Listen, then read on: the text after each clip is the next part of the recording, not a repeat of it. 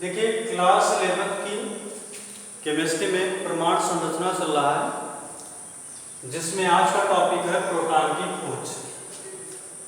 Proton की खोज में सबसे पहले हम पढ़ेंगे एनोड अथवा धन किरणें, इन्हें कैनाल किरणें भी कहते हैं। देखो, इलेक्ट्रॉन की खोज होने के बाद, क्योंकि परमाणु कैसा होता है, उदासीन होता है, इसलिए जब इलेक्ट्रॉन की खोज हुई तो ये अनुमान लग गया कि परमाणु में धनावेशित कण भी होगा, क्योंकि परमाणु उदासीन होता है। इस आधार पे क्या हुआ,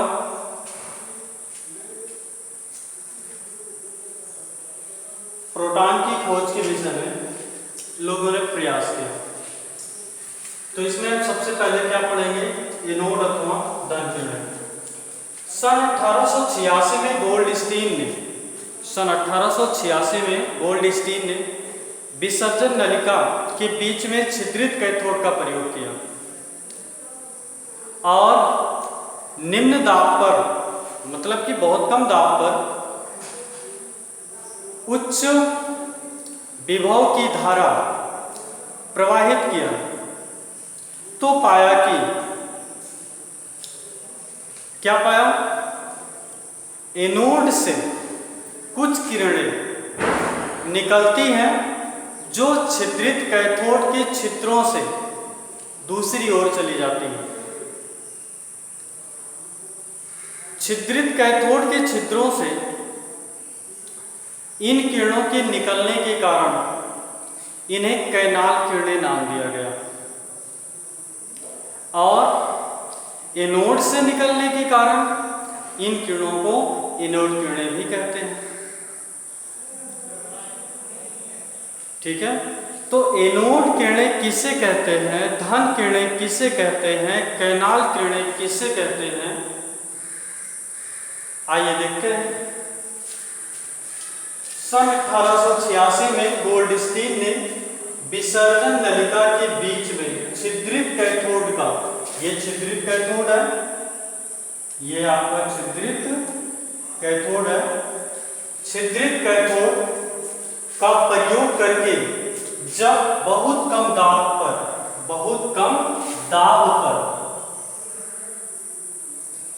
उच्च विभव की धारा प्रवाहित किया, तो पाया कि कुछ किरणें एनोड से निकलती हैं। एनोड, ये आपका जो धन इलेक्ट्रोड है, एनोड है, यहां से कुछ किरणें निकलती हैं जो छिद्रित कैथोड के छिद्रों से निकलकर दूसरी ओर चली जाती है, माने आगे की तरफ बढ़ जाती है।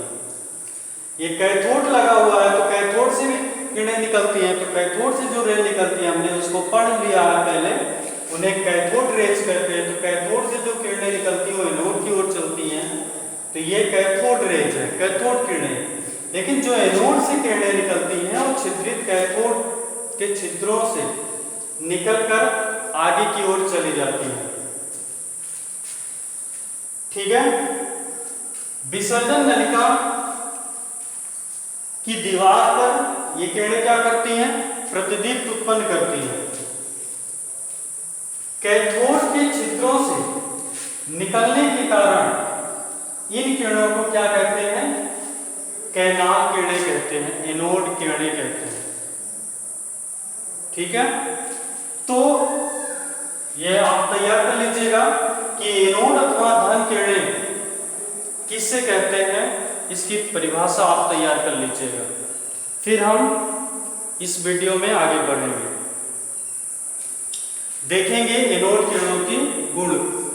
तो पहले इसका नोट डाउन कर लीजिए इतना, फिर हम एनोड किरणों के गुण पढ़ेंगे।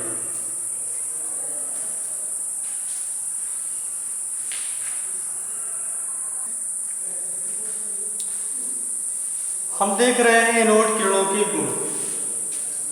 पहला गुण, ये किरणें सूक्ष्म द्रव्य कणों से बनी होती हैं और इनमें गतिज ऊर्जा भी होती है, क्योंकि ये किरणें अपने मार्ग में आने वाले हल्के पहिए को घुमा देती है।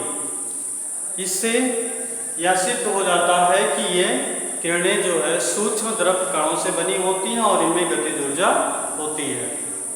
दूसरा गुण, ये किरणें सीधी रेखा में चलती हैं और अपारदर्शी वस्तु की छाया उत्पन्न करती हैं। ठीक है, मतलब कि इनके मार्ग में अगर कोई अपारदर्शी वस्तु आती है तो ये उसका छाया उत्पन्न करती हैं, उसका प्रतिबिंब मिलता है उस अपारदर्शी वस्तु का।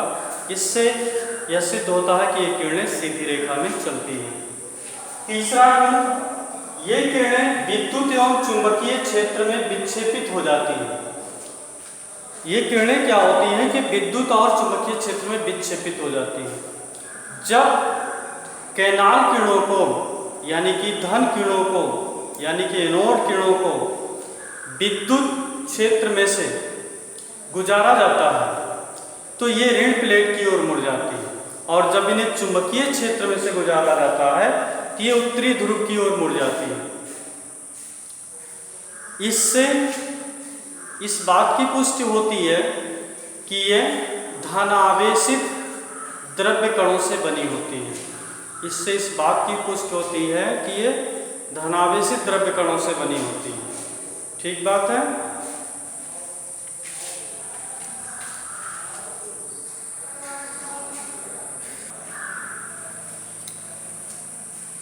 तो एनोड किरणों के गुण में हमने देखा था कि एनोड किरणें जो होती है विद्युत तथा चुंबकीय क्षेत्र में विक्षेपित हो जाती है। विद्युत क्षेत्र में ये धन प्लेट की ओर विद्युत क्षेत्र में ये क्या होती है ऋण प्लेट की ओर, और चुंबकीय क्षेत्र में उत्तरी ध्रुव की ओर मुड़ जाती है। इससे स्पष्ट होता है कि ये किरणें धनावेशित कणों से बनी होती है। चौथी प्रॉपर्टी जो इनकी है, इन किरणों का जो वेग होता है ना वो कैथोड किरणों से कम होता है, इसीलिए ये केवल छिद्रित कैथोड को ही पार कर सकती हैं। यही कारण है कि गोल्डस्टीन ने विसर्जन नलिका में छिद्रित कैथोड का उपयोग किया था। इनकी भेदन क्षमता कैथोड किरणों की तुलना में कम होती है।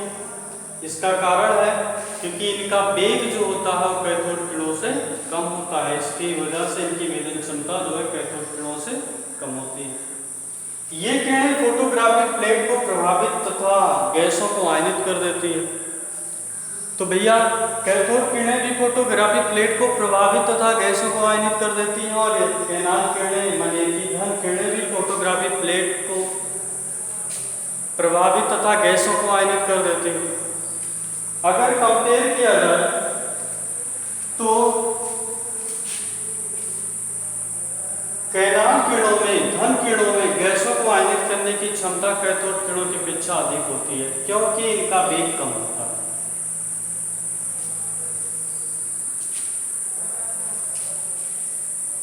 इन देखिए कैनाल किरणें जो है ये धनावेशित कणों से बनी होती है, और इन कणों का भार हाइड्रोजन के भार के लगभग बराबर होता है। इन कणों का भार जो है हाइड्रोजन के भार के लगभग बराबर होता है। अगले पॉइंट में आप लोग पॉइंट नंबर 7 करके नोट कर लीजिएगा।